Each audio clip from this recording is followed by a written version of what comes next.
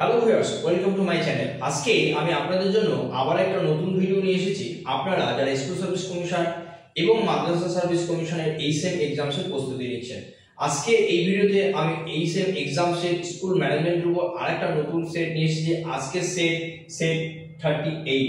এর আগের সেটগুলো যদি আপনারা কেউ না দেখেন, আমি অনুরোধ করব সেই ভিডিওগুলো দেখে নেবেন। আর আপনারা যদি কেউ নতুন হন, চ্যানেলটি অবশ্যই সাবস্ক্রাইব করবেন এবং পাশে থাকা নোটিফিকেশন বাটন প্রেস করতে ভুলবেন না। আর আপনাদের মতো কোনো কলিগ বা বন্ধু-বান্ধব এই পরীক্ষার প্রস্তুতি নিয়ে তাদের কাছেও এই ভিডিওটি শেয়ার করতে ভুলবেন না। তাহলে চলুন দেখে নিই আজকের সেটে কি কি প্রশ্ন আছে। তাহলে আজকের সেট 38 স্কুল ম্যানেজমেন্ট। দেখুন প্রথম প্রশ্ন বা কোশ্চেন নম্বর 1 কি আছে, mark the true statements. Option A লেখা আছে no sub committee exist in sponsored schools. Option B কি লেখা আছে দেখুন, quorum of any meeting shall be with 30% members at least. Option C তে লেখা আছে both A and B, আর অপশন ডি লেখা আছে none। তাহলে এখানে যে প্রথম দুটো স্টেটমেন্ট আছে অপশন এ এবং বি তে, সেখানে আমরা দেখতে পাচ্ছি অপশন বি টা ভুল আছে। এখানে দেখুন লেখা আছে shall be 30%। আমরা জানি যে minimum at least 50% member of the MC থাকতে হবে, সুতরাং বি স্টেটমেন্ট ভুল আছে। আমাদের দেখুন লেখা আছে ডিরেকশনে মার্ক দ্য ট্রু স্টেটমেন্টস, কিন্তু option A no sub committee exist in sponsor schools, এই স্টেটমেন্ট বা এই অপশনটা কিন্তু সঠিক আছে। সুতরাং অনলি এ অপশন সঠিক হবে, তাই আমরা অপশন এ তে দাগ দিলাম। কোশ্চেন নাম্বার 2 বা সেকেন্ড কোশ্চেন কি আছে দেখুন, who said failure can be just as important as success in learning. এই কথাটা কে বলেছে? অপশন এ লেখা আছে John Dewey, option B R N Tagore, option C M K গ্যালি এন্ড অপশন ডি লেখা আছে না। তাহলে এখানে এ বি সি এই তিনটি অপশনের মধ্যে কোনটা সঠিক হবে? অপশন সঠিক হবে এ, যেখানে লেখা আছে দেখুন জন ডিউই। তাহলে আমরা অপশন এ দাগ দিলাম। কোশ্চেন নাম্বার 3 বা থার্ড কোশ্চেন কি আছে দেখুন, who becomes the ex officio of the MC, মানে managing committee of the school. Option A তে লেখা আছে দেখুন দা সেক্রেটারি, অপশন বি তে লেখা আছে দা প্রেসিডেন্ট, অপশন সি তে লেখা আছে the HM headmaster or headmistress, and option D লেখা আছে এটি অ্যাসিস্ট্যান্ট টিচার। তাহলে আমরা জানি যে পদোন্নতি দ্বারা একজন এক্স অফিসিও এমসি কে হন, এইচএম হন এইচএম মানে হেডমাস্টার অর হেডমিস্ট্রেস, সুতরাং আমরা অপশন সি তে দাগ দিলাম।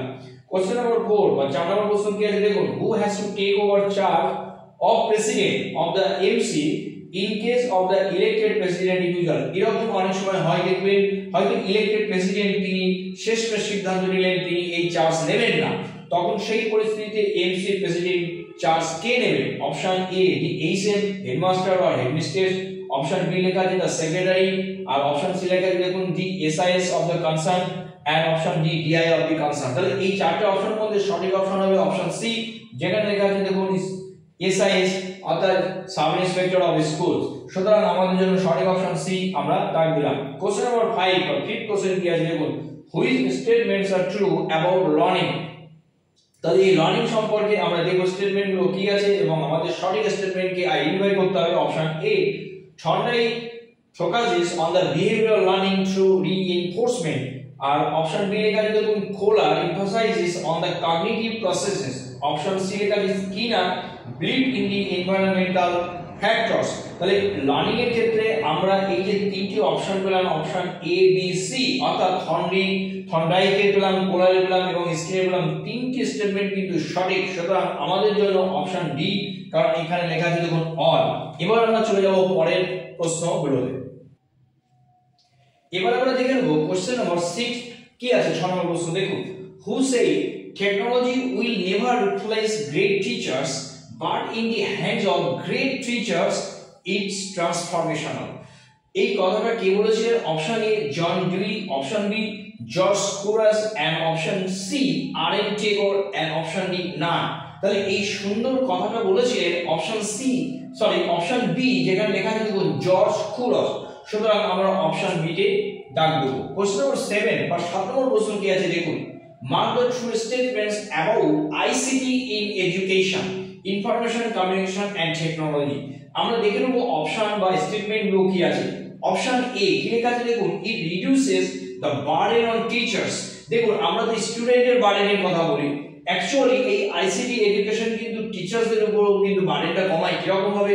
তারা কিন্তু টেকনোলজিকে ইউজ করে তাদের প্রেজেন্টেশন কিন্তু আরো বেটার করতে পারে খুব সহজেই।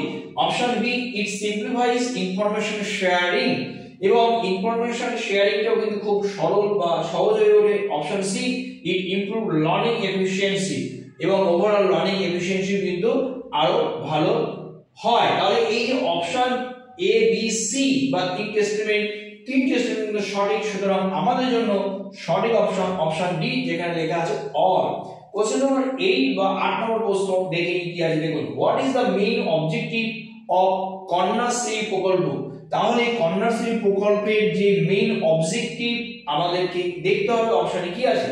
Two reduce the drop out rate of boys and girls in school. Option A তে আছে ড্রপ আউট মানে কি, যাদের স্কুল ছুট বলা হয়, ছেলে এবং মেয়ে তাদেরকে স্কুল ছুটের যে সংখ্যা সেটা কমাতে হবে। অপশন বি লেখা আছে দেখুন, to prevent early marriage of the girl students. তাহলে অল্প বয়সে বিবাহ এটাকে কি আটকানোর জন্য। অপশন সি লেখা আছে বোথ এ এন্ড বি, যদি এ এবং বি দুটো অপশনই সঠিক হয়। আর অপশন ডি লেখা আছে না।